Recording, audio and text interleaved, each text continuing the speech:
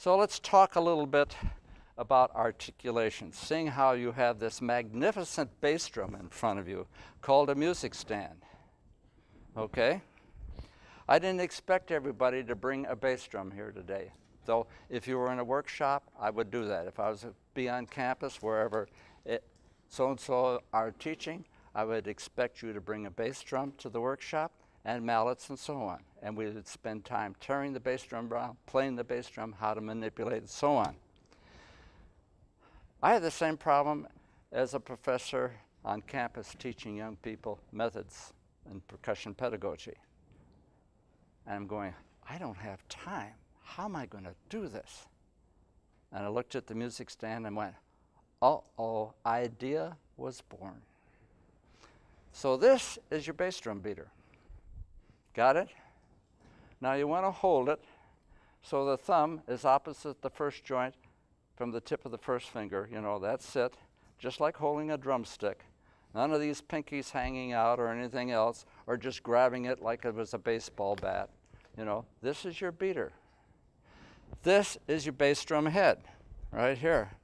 So if you put the beater, the tip of the beater on the head, all I want you to do is pull the sound out. I don't want you to use your arm except after you strike the head. Just do that. It's called a down-up stroke. Down-up stroke. You don't have to go too far with it. Got it? Got it? Now if I quicken the action, now I'm using my wrist as a rotation. Got it? And I'm going to pick the beater off the head. Got it?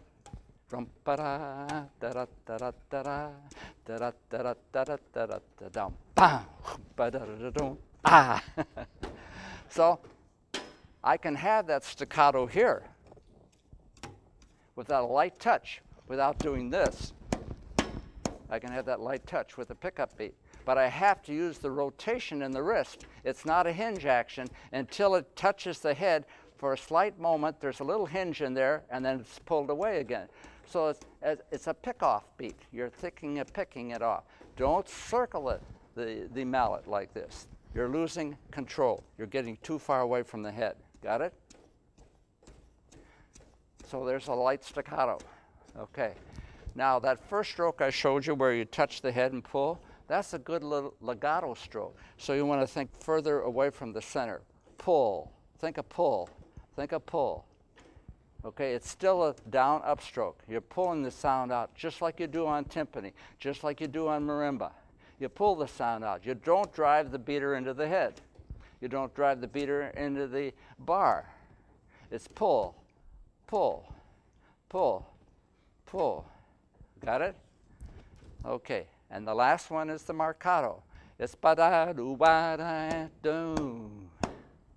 Boo-doo-doo-dee-da. Bum-ba-da-da-doo-da. Rum-ba-da-da-dee-da-dee-doo-ba-da-da-da.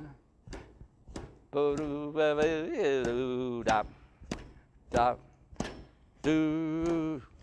Now that same stroke can be used very effectively on a tam-tam when you're doing Boris Godunov of Mussorgsky's, and they had this big death scene come in.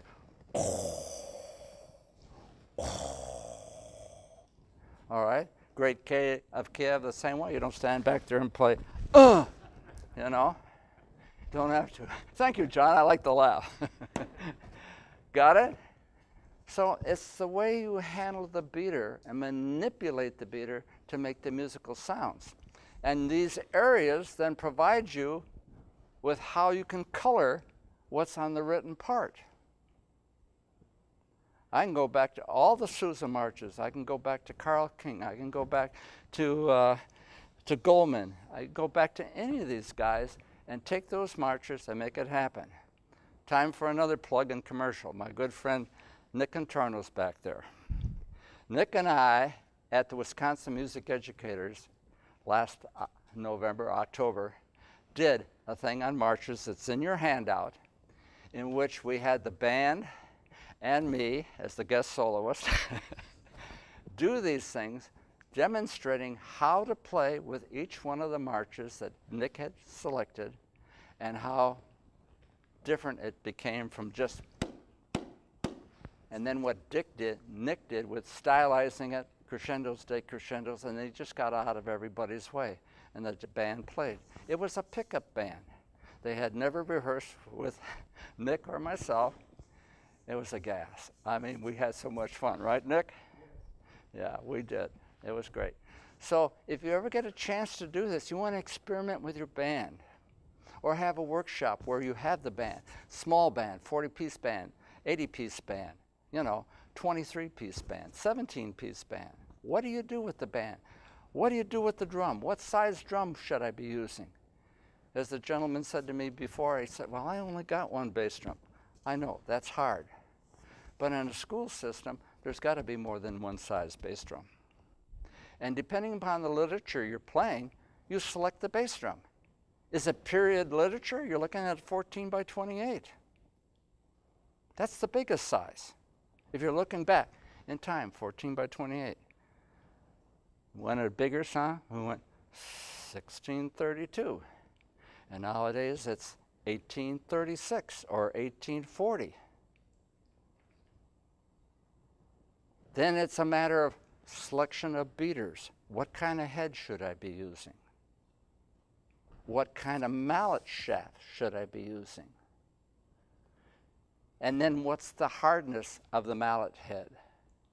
All those are facts. We get so hung up on reeds here, mouthpieces, all this stuff. We have to do that, but we ignore the bass drummer. We ignore the snare drummer. We got manufacturers out there that have sticks up the wazoo, beaters up the wazoo, mallets up the wazoo. Why? To provide you with the colors that you want to select for your band, whatever performance it is. People say, well, I can't afford that. You know what I did when I didn't have a budget? I created a budget, but I bought everything I wanted, put it in a drawer.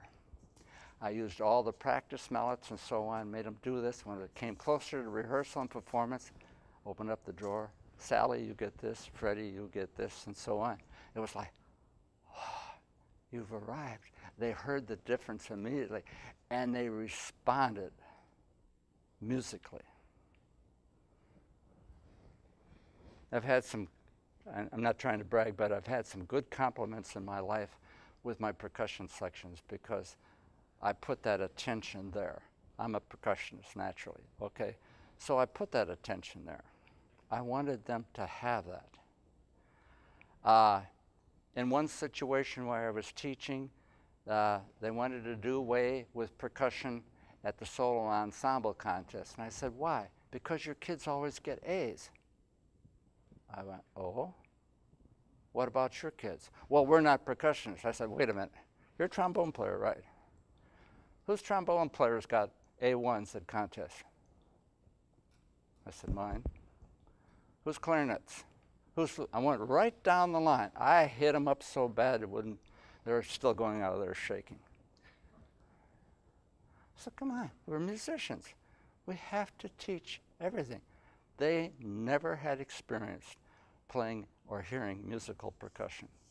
And of course, I'm out on the plains where the closest thing is a cow, okay? And the cow isn't going to tell you too much. The steer isn't going to tell you too much. I used to get up in the morning and go duck hunting and come back, go to school, and at the end of school, I'd go out in the field and go pheasant hunting. I knew all the farmers and so on, had a ball. But in terms of what was happening musically within those communities, they had no orientation. Well, that's my job as a band director, to do that. So I went out and did that. So when this guy who's from another school, I said, hey, you're a trumpet player. My kid beat out your kid. I think I showed him how to do it right. I can't play trumpet like you play. I couldn't even begin to. But I taught my young man how to play trumpet and play the literature. You can teach your young drummer to do the same thing. All you need to do is get off your, okay. Now, LV. If you notice on that handout sheet, I have at the end of certain phrases the curve line. Does it tell us anything? A half note moves to a quarter note. So we can move that half note to a quarter note. Why do we end a march like this? I know, because it's written. Yeah, that's what's written. That doesn't mean that's got to be played that way. Why not? This bass drum won't allow me to do it. But I can phrase off with my left hand dampening and my right hand dampening. I mean right knee dampening. Last time anyone gave a bass drum clinic at Midwest was back in 1971, I think was the year. Fred Fennell was the last one to give a bass drum clinic. Oh, you should have caught that. He had that whole audience just jumping like you wouldn't believe, and he was just doing his thing. Of course, Fred's a percussionist, but so was Berlioz, a percussionist. So was Handel, a percussionist. But we forget that, you know. But he did his clinic situation. And the one clinic that was done prior to that, 20 years prior to that, was Haskell Harr. Only 2 bass drum clinics have ever been given at Midwest, just on the bass drum.